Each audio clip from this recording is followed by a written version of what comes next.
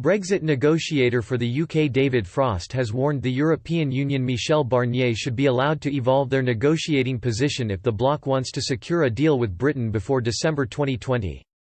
UK Brexit negotiator David Frost insisted the European Union must evolve its position in key areas of the negotiations to secure a deal with the British government.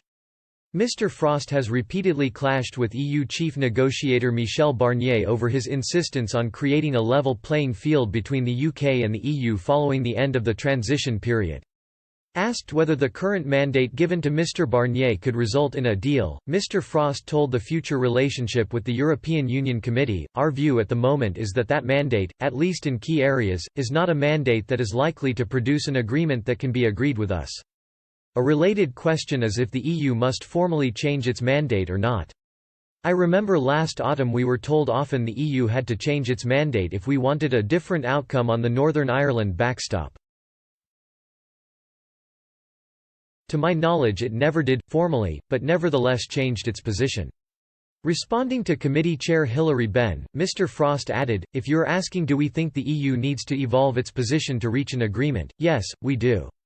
The UK and the EU will have until June to agree whether there should be an extension of the transition period to secure more time for talks on a deal. The British government has maintained London will not be forced into postponing the December 2020 deadline despite the ongoing coronavirus pandemic.